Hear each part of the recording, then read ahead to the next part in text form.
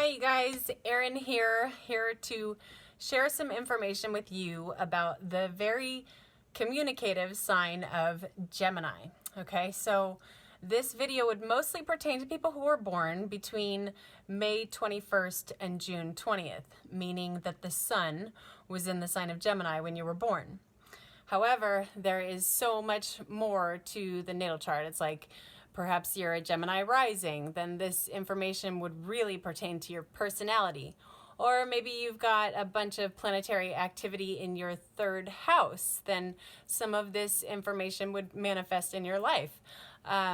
Like myself, I'm a Pisces, but my sun is in the third house, and that's in part why I feel so called to share information and communicate information. Okay, so if you are a Gemini and you're finding that this information doesn't necessarily resonate with you, I highly encourage you to get a better understanding to your entire natal chart, or at least your sun and also your rising and your moon sign, because those things can really modify some of this energy. Okay, so Gemini is a mutable air sign. Mutable meaning it's very adaptable. This energy really does well with change, and it likes change. In fact, this energy has a lot to do with like short distance travels, that really kind of helps, like the change of scenery helps keep the mind stimulated, and that leads me into the air element. The air signs are very strongly associated with the mind and thinking. Okay, and that actually leads me into Gemini's ruler, which is Mercury. Okay, Mercury, we all have Mercury in our natal chart, and Mercury influences the mind and thinking and logic and that sort of thing. Okay, but Mercury is also considered the ancient messenger of the gods. Okay, that brings in this communication, this being the messenger. Gemini is the messenger of the zodiac. Okay, and depending on if your sun is in Gemini, and depending on how it's aspected, and by aspected I mean connections that your sun is making with other planetary bodies in your natal chart. So, okay, if your sun is in Gemini, and I don't know, maybe if Saturn was right next to the sun when you were born, then that might cause some restrictions in the way that you communicate, or the way that you desire to communicate. Maybe you feel some internal, restriction or challenges there. Or if your sun is in Gemini and it's got a bunch of really beneficial aspects coming off of it, then you might be a Gemini who utilizes communication in all forms, like media. Okay, maybe you have a blog on the internet, or this is communication in the sense that you could be doing lectures, or being a teacher, or a professor at a university or something. But again, also media involvement. Maybe you're a Gemini and you just like to do a lot of posting online, sharing information. That's very Gemini energy. Gemini is also, it's symbolized by the twins, okay? And this brings in like a duality energy, okay? It's like Gemini also, it has a reputation for having like a split personality. And it's almost like Gemini energy can almost be like two different places at once, or two different people at once. It's like some Geminis could even like have something very busy in their mind, like their mind is thinking about something, but they're expressing something totally different than what they're thinking about. That's very Gemini energy, to have the ability to do that. Okay, now let's talk about the erogenous zone of Gemini. Okay, Gemini has very sensitive shoulders, arms, and hands. This is like kind of a sensual area for the Gemini energy. It's like a Gemini might really enjoy getting a good hand massage, or shoulders and arms, that sort of thing. There also could be a tendency for somebody with a lot of Gemini in their natal chart to have injuries, especially as a child, in these parts of the body. Gemini also rules the lungs, okay? This could, again, depending on how your sun is aspected, this could bring in some tendencies for lung infections, again, especially as a youngster, like bronchitis, that sort of thing. Or, you know, if your sun is very well aspected, maybe you've got, you know, a really good, strong set of lungs. Maybe you're a good swimmer or something like that. Gemini also rules certain parts of the nervous system. This energy, there can be a tendency for nervousness with the Gemini energy. I know some Geminis that have utilized exercises like meditation, also certain breathing exercises, and also tapping. If you haven't heard of tapping, you might want to look into this. This is an exercise where you tap on certain parts of the body, which can release tension. Also, I mean, there's also practices where you can connect certain neurons by tapping on certain parts of your head and that sort of thing. So again, if you haven't heard of tapping, I strongly suggest looking into that. Let's see, Gemini, your lucky day is Wednesday.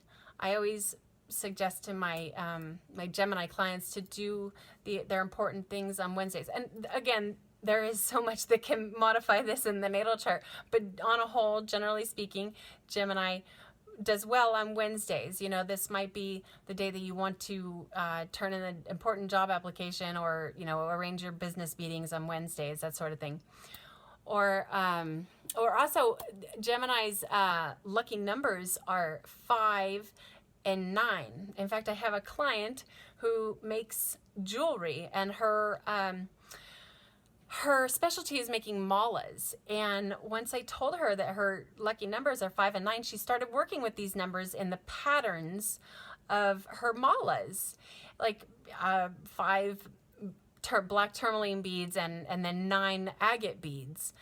And she started noticing her sales started to increase when she started working with the numbers and these patterns. So that was kind of exciting to hear. And that actually leads me into Gemini's birthstone is agate. And what this stone does, this is kind of a miraculous stone. I've got a piece right here. This is a very common piece of agate, but it does come in many different colors. I mean, there's like blue lace agate. I mean, it comes in some red forms, but this is a very common color for agate. And what this stone does is it helps protect against like false information or deceit, okay? And there, I carry around a piece of agate very regularly due to the fact that we are living in a world where there is a lot of false information. There's so much fake news out there. And so this helps to protect against that. And this is very important for the Gemini who is the messenger, to make sure that they are receiving authentic and true information for themselves to reiterate, okay? Some flowers for the Gemini energy would be lily of the valley and also lavender. Personally, I really like working with lavender. Again, back to the nervousness. Lavender has such a calming effect. How I like to use lavender is I keep it in here. It actually grows in the wild here where I live in California. So I harvest it, and then I dry it, and then I put it in this pouch, and it's just got a really lovely essence, very calming. I actually keep it in my gym bag to help keep my gym bag fresh, but it's a potent scent, and it's very calming. So that's really good for the Geminis to carry some lavender with them, or even if you like to garden, grow some lavender or grow some lily of the valley. Highly recommended. Okay, so for every zodiac sign, there is a particular cell salt, okay? And for Gemini, this is potassium chloride. And what this cell salt does is it helps to keep the lungs and bronchial tubes clear. So again, back to Gemini ruling the lungs, this cell salt can help keep the lungs healthy, okay? And some foods that are high in potassium chloride, celery, tomatoes, peaches, plums, oranges. I mean, there's so much out there. I would actually just recommend doing a quick internet search for foods that are high in potassium chloride. Very important for a Gemini to get this in daily.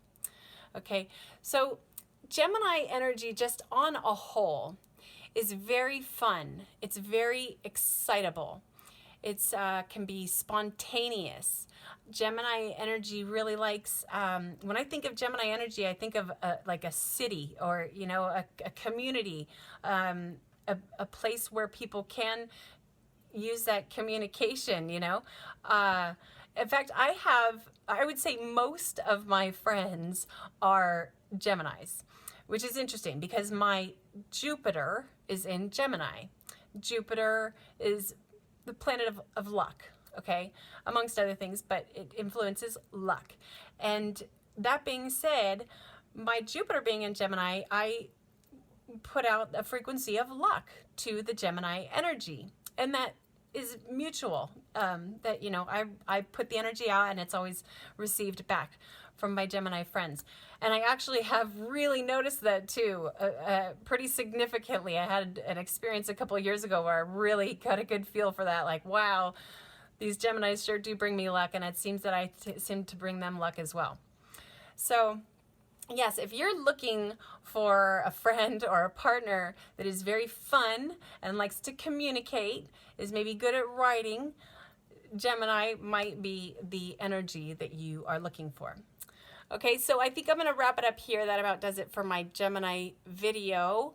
If you would like to get a reading with me, you can send me an email at ErinWaageAstrololgy at gmail.com. That's ErinWaageAstrololgy at gmail.com. I'm also fairly active on Instagram. My screen name on there is imaginal_cell, or you can find me on just under Erin Waage on Instagram and send me a direct message there. I will also post a link to my website in the description of this video. You can book a reading there.